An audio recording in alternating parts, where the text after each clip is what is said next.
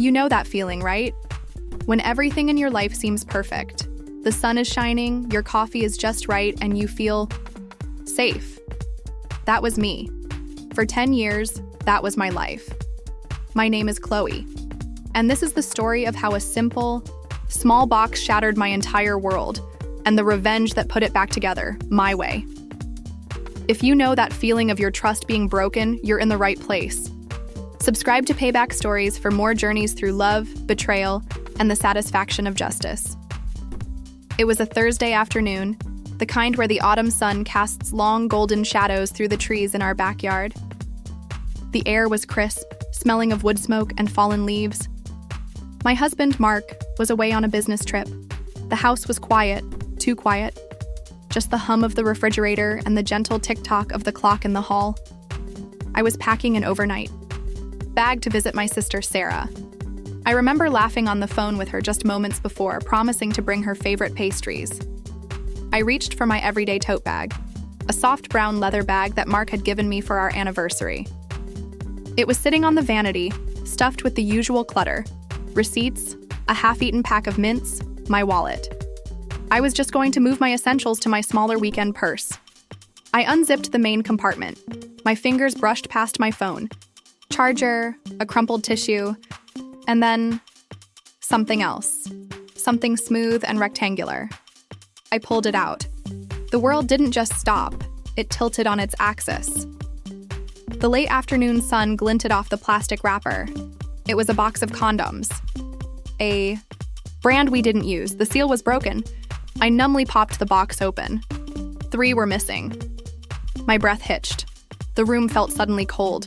This wasn't right. This wasn't possible. Mark had a vasectomy years ago. We hadn't used protection in a decade. A dizzying wave of nausea washed over me. I stumbled to the edge of the bed, the box feeling like a lead weight in my hand. My heart wasn't just pounding. It was a frantic, terrified drumbeat against my ribs. Was this a sick joke?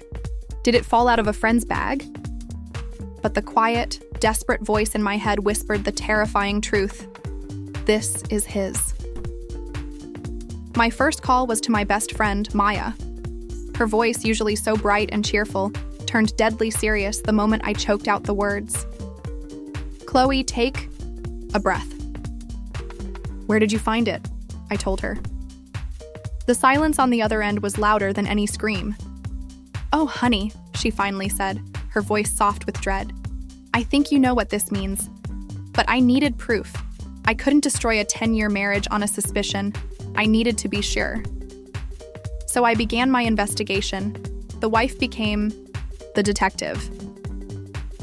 The first clue was in the palm of my hand, his phone. He always left it on the kitchen charger, never password protected because he had nothing to hide.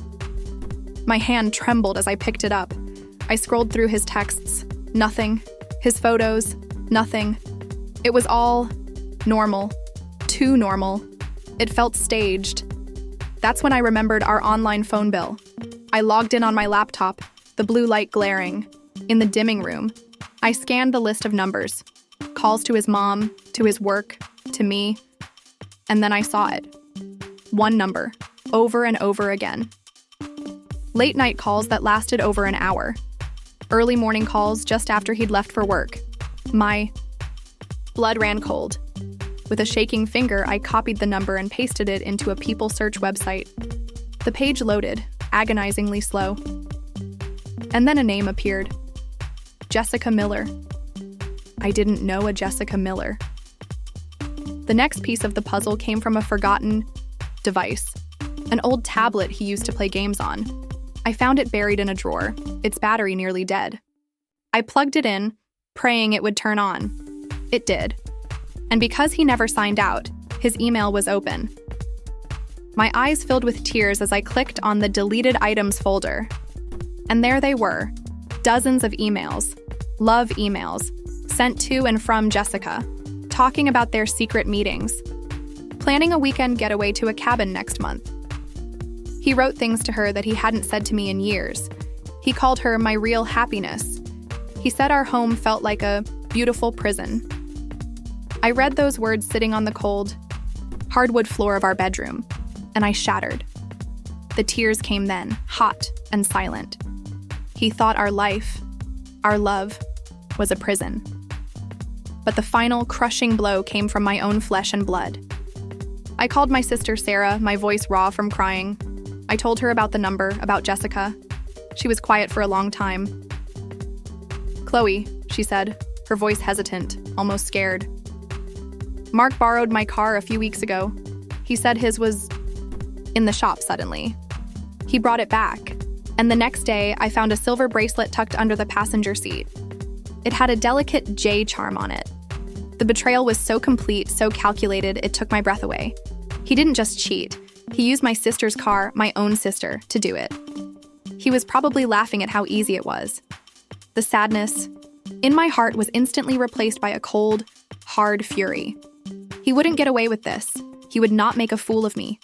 I didn't scream. I didn't cry. I got very, very quiet. And I started to plan. I knew his company's big annual gala was coming up. It was the event of the year. Everyone would be there. His colleagues, his bosses, all their partners. It was held at the grandest hotel in the city, all crystal chandeliers and marble floors. It was the perfect stage. The night of the gala arrived. It was cold, a sharp wind whipping through the city streets. I stood in front of my mirror, putting on a little black dress I knew he loved. I applied my makeup with a steady hand, my eyes cold and determined. I looked powerful. I looked untouchable. Inside, I was a storm. Mark smiled when he saw me. "You look incredible, honey," he said, leaning in to kiss my cheek. I turned my head slightly, so his kiss landed on air. He looked confused but shrugged it off. The ballroom was dazzling. Music filled the air, people were laughing, glasses clinking. I saw her almost immediately.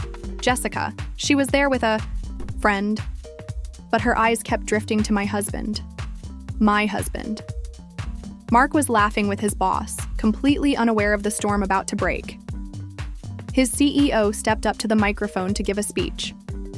The room fell into a respectful hush. This was it. My heart was hammering, but my hand was steady.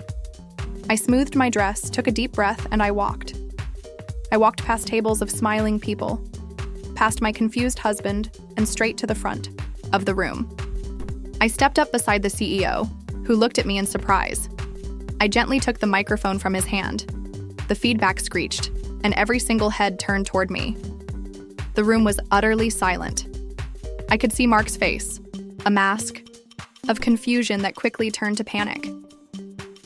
"Hello, everyone," I said, my voice clear and calm, echoing through the silent ballroom. "For those who don't know me, I'm Chloe, Mark's wife." I let that hang in the air for a moment. I looked right at him.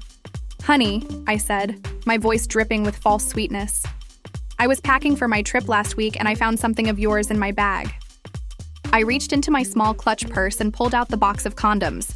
I held it high for everyone to see. A collective, sharp gasp rippled through the crowd. "Since we haven't needed these in about 10 years, I continued, my voice turning, to ice. "I figured you must need them back for your little excursions, especially your trips with Jessica." I turned, my gaze laser-focused on the woman in the green dress. Her face was as white as a sheet.